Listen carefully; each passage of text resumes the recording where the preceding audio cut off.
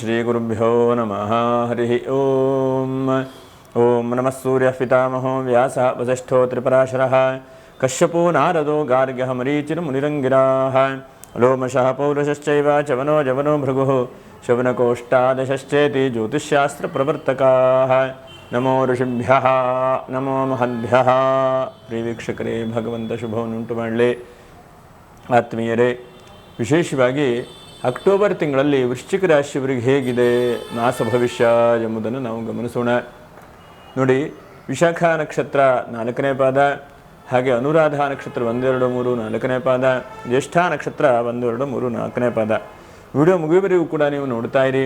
ನಕ್ಷತ್ರ ಪರಿಹಾರಗಳು ಏನಿದೆ ಎಂಬುದನ್ನು ಕೂಡ ನಾವು ತಿಳ್ಕೊಳ್ಳೋಣ.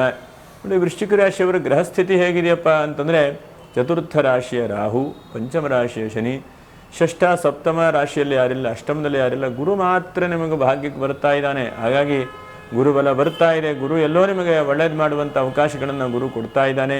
ಇನ್ನು ದಶಮದಲ್ಲಿ ಕೇತು, ಏಕಾದಶದಲ್ಲಿ ಶುಕ್ರ, 12ನೇ ರಾಶಿಯಲ್ಲಿ ರವಿ, ಕುಜ ಮತ್ತು ಬುಧ, ಹೀಗೆ 3 ಗ್ರಹಗಳು ಕೂಡ ಇದ್ದಾರೆ. ನೋಡೋಣ. ಯಾಕೆಂದರೆ ವೃಶ್ಚಿಕ ರಾಶಿಯವರು ಇಷ್ಟು ದಿವಸ ಶನಿ ಬಲವೂ ಇರಲಿಲ್ಲ, ಗುರುಬಲವೂ ಇರಲಿಲ್ಲ. ಭಾರಿ ಚಿಂತೆ, ಟೆನ್ಷನ್ನು, ಒದ್ದಾಟದಲ್ಲಿ ನೀವು ಇದ್ದೀರಿ. ಹಾಗಾಗಿ ಯಾವುದೋ ಒಂದು ರೀತಿಯಾದಂತಹ ದೈವಾನುಗ್ರಹ, ಗುರುಗಳ ಅನುಗ್ರಹದಿಂದ ಏನಾದರೂ ಸ್ವಲ್ಪ ಲಾಭಗಳು, ಒಳ್ಳೆ ರೀತಿಯಾದಂಥ ಫಲಗಳನ್ನು ಭಗವಂತ ಕೊಡುವಂಥ ಒಂದು ಸಾಧ್ಯತೆಗಳಿದೆ. ಈ ತಿಂಗಳಲ್ಲಿ ಹಬ್ಬ ಹರಿದಿನಗಳು ಏನಪ್ಪ ಅಂತಂದರೆ, ನೋಡಿ, ಆಶ್ವೀಜ ಮಾಸ 2ನೇ ತಾರೀಕಿಗೆ ವಿಜಯದಶಮಿ ಇದೆ. ಅಕ್ಟೋಬರ್ಲಿ ತುಂಬ ಉತ್ತಮವಾದಂಥದ್ದು ದಶಮಿ, ಗುರುವಾರ. ಹೆಚ್ಚಿನದಾಗಿ ದೇವರ ಪೂಜೆ ಪುನಸ್ಕಾರಗಳನ್ನು ಮಾಡಿಕೊಳ್ಳಿ. ಏನಾದರೂ ಒಂದು ನೂತನವಾದಂಥ ಕೆಲಸ ಕಾರ್ಯಗಳ ಬಗ್ಗೆ ಚಿಂತನೆ ಮಾಡಿ ಹೆಚ್ಚಿನದಾದಂತಹ ಲಾಭಾಂಶಗಳು ಕೂಡ ನಿಮಗೆ ಆಗ್ತದೆ. ಅನಂತರದಲ್ಲಿ ನೆಕ್ಸ್ಟು 7ನೇ ತಾರೀಕಿಗೆ ಹುಣ್ಣಿಮೆ ಇದೆ, ವಾಲ್ಮೀಕಿ ಜಯಂತಿ ಮತ್ತು ಶೀಗಿ ಹುಣ್ಣಿಮೆ ಅಂಥೇಳಿ. ಹಾಗೆ ವಿಶೇಷವಾಗಿ ಸತ್ಯನಾರಾಯಣ ಸ್ವಾಮಿ ಪೂಜೆಯನ್ನು, ವಿಷ್ಣು ಆರಾಧನೆ ಮಾಡುವಂಥದ್ದು. 9ನೇ ತಾರೀಕಿಗೆ ಹಾಸನಾಂಬ ದರ್ಶನದ ಆರಂಭ ಆಗುವಂಥದ್ದು. 10ನೇ ತಾರೀಕಿಗೆ ಸಂಕಷ್ಟರ ಚತುರ್ಥಿ. ಹಾಗೆ 17ನೇ ತಾರೀಕಿಗೆ ಸರ್ವೇಶಾಂ ಏಕಾದಶಿ. 18ನೇ ತಾರೀಕಿಗೆ ವಿಷುವತ್ ಪುಣ್ಯಕಾಲ. ವಿಶೇಷವಾಗಿ ತುಲಾ ಸಂಕ್ರಾಂತಿಯೂ ಕೂಡ ಇದೆ. 20ನೇ ತಾರೀಕಿಗೆ ನರಕ ಚತುರ್ದಶಿ. 19, 20, 21, 22 ಹೀಗೆ ಇದೆಲ್ಲ ನಮಗೆ ನೀರು ತುಂಬುವಂಥ ಹಬ್ಬ, ದೀಪಾವಳಿಯ ಹಬ್ಬ, ಹೀಗೆಲ್ಲವೂ ಕೂಡ ಇದೆ. ಗ್ರಹಸ್ಥಿತಿಗಳ ಮೂಲಕವಾಗಿ ಏನೇನು ಶುಭವಾದಂಥ ಫಲಗಳನ್ನು ಅನುಭವಿಸಬಹುದು ಎಂಬುದನ್ನು ಕೂಡ ನಾವು ಗಮನಿಸೋಣ. ನೋಡಿ, 1ನೇದಾಗಿ ಇಷ್ಟು ದಿವಸ ನಿಮಗೆ ಶನಿ ಬಲವೂ ಇರಲಿಲ್ಲ, ಗುರುಬಲವೂ ಕೂಡ ಇರಲಿಲ್ಲ. ಹಾಗಾಗಿ ಶನಿಯು ಪಂಚಮ ಶನಿ, ಹಾಗೆ ನಿಮಗೆ ಅಷ್ಟಮದಲ್ಲಿ ಗುರು ಇದ್ದ. ಹಾಗಾಗಿ ಗುರುವಿನ ಅನುಗ್ರಹ, ಗುರುವಿನ ಆಶೀರ್ವಾದ ಹೇಳುವಂಥದ್ದು ಬಹಳ ಕಡಿಮೆ ಇತ್ತು. ಹಾಗಾಗಿ ನೋಡಿ, 20ನೇ ತಾರೀಕು ಅನಂತರದಲ್ಲಿ 18, 19, 20ನೇ ತಾರೀಕು ಅನಂತರದಲ್ಲಿ 18ಕ್ಕೆ ಗುರು ಕರ್ಕ ರಾಶಿಗೆ ಚಲನೆ ಹೊಂದುತ್ತಾನೆ. ಅನಂತರದಲ್ಲಿ ಹೆಚ್ಚಿನದಾದಂಥ ಲಾಭಾಂಶಗಳನ್ನು ಎಲ್ಲ ಕಡೆಗೂ ರೀತಿಯಾದ ನಿಮಗೆ ಒಳ್ಳೆ ರೀತಿಯಾದಂಥ ಫಲಿತಾಂಶಗಳನ್ನು ಗುರು ಕೊಡುತ್ತಾನೆ. ಭಾಗ್ಯದಲ್ಲಿರುವಂತಹ ಗುರು ಹೆಚ್ಚಿನದಾದಂಥ ಲಾಭವನ್ನು, ಹೆಚ್ಚಿನದಾದಂಥ ಒಳ್ಳೆ ರೀತಿಯಾದಂಥ ಕೆಲಸ ಕಾರ್ಯ ಆಗುವಂತಹ ಒಂದು ಯೋಗ ಭಾಗ್ಯವನ್ನೆಲ್ಲ ಗುರು ಕೊಡುತ್ತಾನೆ. ಹಾಗಾಗಿ 18ನೇ ತಾರೀಕು 20ನೇ ತಾರೀಕು ಆಸುಪಾಸುವರೆಗೆ ಸ್ವಲ್ಪ ವೇಟ್ ಮಾಡಬೇಕು ನೀವು, 1-2 ದಿವಸ. ಅನಂತರದಲ್ಲಿ ಗುರುವಿನ ಬಲ ಬಂದಿದೆ, ಗುರು ಎಲ್ಲೋ ನಿಮಗೆ ಹೆಚ್ಚಿನದಾದಂಥ ಅವಕಾಶಗಳನ್ನು ಭಗವಂತ ಕೊಡ್ತಾನೆ. ಇಷ್ಟು ದಿವಸ ಒಂಥರ ಕೈ ಕಟ್ಟಿ ಹಾಕದಾಗಿತ್ತು ನಿಮಗೆ. ಯಾವುದೂ ಕೂಡ ಸರಿಯಾಗಿ ಕೆಲಸ ಕಾರ್ಯಗಳು ಮುಂದೆ ಹೋಗ್ತಾ ಇಲ್ಲ. ಒಂದು ಸ್ಟೆಪ್ ಹೋದರೂ ಕೂಡ ಏನೋ ಚಿಂತೆ, ಏನೋ ಟೆನ್ಷನ್, ಹೀಗೆಲ್ಲ ಸಮಸ್ಯೆಗಳಾಗ್ತಾ ಇತ್ತು. ಹಾಗಾಗಿ ಈ 18ನೇ ತಾರೀಕಿಗೆ ಗುರು ಪರಿವರ್ತನೆಯಿಂದ ಗುರುವಿನ ಲಾಭ, ಗುರುವಿನ ಬಲ ಅಥವಾ ಗುರುವಿನ ಅನುಗ್ರಹ ಹೇಳುವಂಥದ್ದು ಬಹಳ ಉತ್ತಮವಾಗಿ ನಿಮಗೆ ಹೆಚ್ಚಿನದಾದಂಥ ಲಾಭಾಂಶಗಳನ್ನು ಗುರು ನೀಡುತ್ತಾನೆ. ಹಾಗೆ ಇನ್ನು ಬೇರೆ ಬೇರೆ ರೀತಿಯಾಗಿ ಹೇಗಿದೆ, 1ನೇದಾಗಿ ರಾಶ್ಯಾಧಿಪತಿಯಾದಂತಹ ಕುಜನೂ ಕೂಡ 12ನೇ ರಾಶಿಯಲ್ಲಿ ರವಿ ಜೊತೆಗಿದ್ದಾನೆ. ಹಾಗಾಗಿ ಸ್ವಲ್ಪ ಭೂಮಿ ವ್ಯವಹಾರ ಮಾಡುವಂತಹ ವ್ಯಕ್ತಿಗಳು ಸ್ವಲ್ಪ ಜಾಗೃತ ವಹಿಸಿಕೊಳ್ಬೇಕು.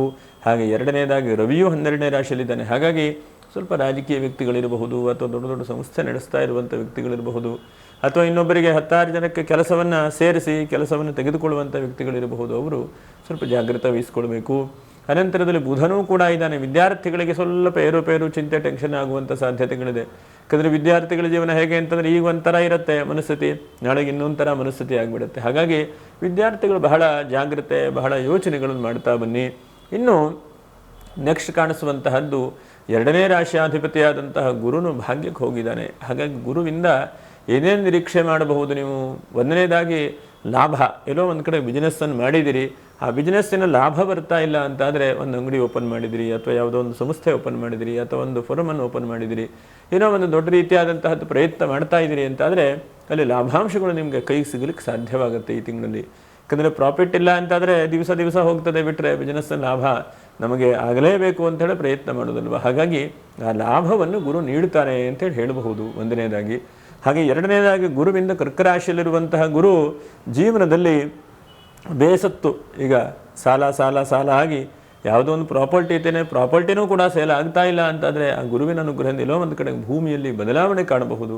ಒಂದು ಸದ್ಯಕ್ಕೆ ಹಣಕಾಸನ್ನು ಹೆಲ್ಪ್ ಮಾಡಬಹುದು, ಅಥವಾ ಅದು ಸೇಲ್ ಆಗಿ ಹೋಗ್ಬೋದು, ಅಥವಾ ಬಾಡಿಗೆಗೂ ಕೂಡ ಬರುವಂಥ ಸಾಧ್ಯತೆಗಳು, ಮತ್ತು ವಿವಾಹಾದಿ ಮಂಗಲ ಕಾರ್ಯಗಳಿಗೂ ಕೂಡ ಅವಕಾಶಗಳು ಸಿಗುತ್ತೆ ನಿಮಗೆ. ಇದು ಬಹಳ ಒಳ್ಳೆಯದಾದಂಥದ್ದು. ನೋಡಿ, ಯಾರಿಗಾಗಲಿಲ್ಲ, ವಿಶೇಷವಾಗಿ ಆಶ್ವೀಜ ಮಾಸ, ಕಾರ್ತಿಕ ಮಾಸ ಎಲ್ಲ ಬಹಳ ಒಳ್ಳೆಯದಾದಂಥದ್ದು ವಿವಾಹಾದಿಗಳ ಮಂಗಲ ಕಾರ್ಯಗಳನ್ನು ಮಾಡಲಿಕ್ಕೆ. ಹಾಗಾಗಿ ಈ ಒಂದು ಕಾರ್ತಿಕ ಮಾಸದಲ್ಲೂ ಕೂಡ ಪ್ರಯತ್ನ ಮಾಡಿ ವಿವಾಹಾದಿ ಮಂಗಲ ಕಾರ್ಯಗಳು ಕೂಡ ಅಭಿವೃದ್ಧಿ ಕೊಡುವಂಥ ಸಾಧ್ಯತೆಗಳು ಕಾಣುತ್ತದೆ. ತಕ್ಕ ಮಟ್ಟಿಗೆ ಒಂದು ಸಮಾಧಾನ, ಇಲ್ಲಪ್ಪ ಒಂದು ಜವಾಬ್ದಾರಿ ಮುಗೀತು. ಯಾಕಂದರೆ ಮಕ್ಕಳನ್ನು ಚೆನ್ನಾಗಿ ಆಟ ಆಡ್ತಾ ಓಡ್ತಾ ಇರ್ತಾರೆ, ಒಂದು ಕಡೆ ಸ್ಕೂಲಿಗೆ ಸೇರಿಸಿ ಒಂದು ಚೆನ್ನಾಗಿ ಓದ್ತಾ ಇದ್ದಾರೆ ಅಂತಂದರೆ, ಇಲ್ಲಪ್ಪ ಸದ್ಯಕ್ಕೆ ನನ್ನ ಜವಾಬ್ದಾರಿ ಸ್ವಲ್ಪ ಕಡಿಮೆ ಆಯಿತು ಅಂತೇಳಿ ಅನ್ನಿಸ್ತದೆ ಅಲ್ವ. ಹಾಗೆ ಅಂತಹ ದೊಡ್ಡದಾದಂತಹ ಜವಾಬ್ದಾರಿಗಳು ಆ ಗುರು ನಿಮ್ಮನ್ನು ಒಂದು ಒಳ್ಳೆ ರೀತಿಯಾಗಿ ಬದಲಾವಣೆ ಮಾಡುತ್ತಾನೆ. ಅದು ಹೆಚ್ಚಿನದಾದಂತಹ ಒಳ್ಳೆಯ ರೀತಿಯಾದಂತಹ ಫಲ.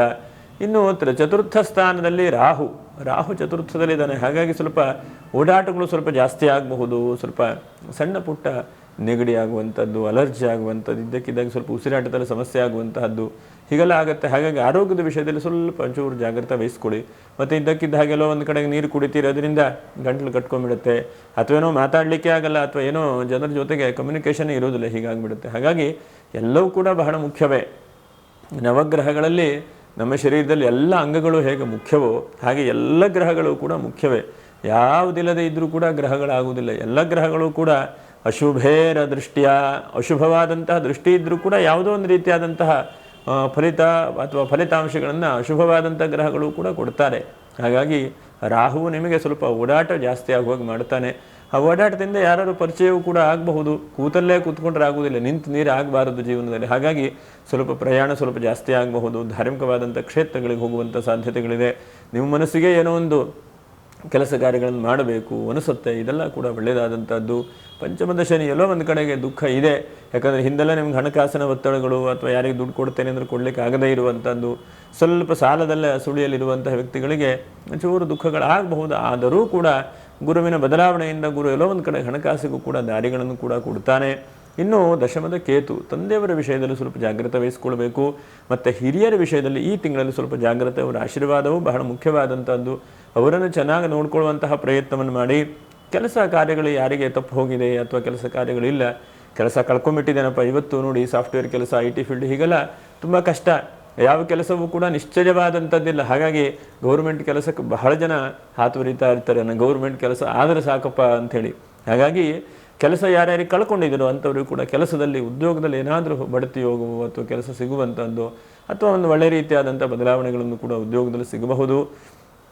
ಇನ್ನು ಗೃಹಿಣಿಯರಿಗೆ ಬಹಳ ಒಳ್ಳೆಯದಾದಂತಹ ತಿಂಗಳು ಇದು. ಯಾಕಂದರೆ ಒಂದು ಧಾರ್ಮಿಕವಾದಂಥ ಪೂಜೆ ಪುನಸ್ಕಾರ ಮಾಡಲಿಕ್ಕೆ, ಎರಡನೇದಾಗಿ ಎಷ್ಟು ಸಾಧ್ಯ ಆಗುತ್ತೋ ಅಷ್ಟು ಯೋಗ ಧ್ಯಾನಗಳನ್ನು ಮಾಡಲಿಕ್ಕೆ, ಮೂರನೇದಾಗಿ ನಿಮ್ಮ ತಲೆ ಬಾರಿ ಬುದ್ಧಿವಂತಿಕೆಯಿಂದ ಯಾವುದೋ ಒಂದು ಕೆಲಸ ಕಾರ್ಯಗಳನ್ನು ಮಾಡೋಣ, ಅಥವಾ ಇದನ್ನು ನಾ ಕೆಲಸ ಮಾಡೋದು ಹೆಚ್ಚಿನ ಲಾಭಾಂಶಗಳು ಸಿಗುತ್ತೆ, ಅಥವಾ ಯಾವುದೋ ಒಂದು ರೀತಿಯಾದಂಥ ಒಳ್ಳೆ ರೀತಿಯಾದಂತಹ ಫಲಿತಾಂಶಗಳು ಸಿಗಲಿ ಹೇಳುವಂಥ ಉದ್ದೇಶದಿಂದ ಒಳ್ಳೊಳ್ಳೆ ಕೆಲಸ ಕಾರ್ಯಗಳನ್ನು ಮಾಡ್ತಾ ಮುಂದೆ ಹೋಗ್ತೀರಿ.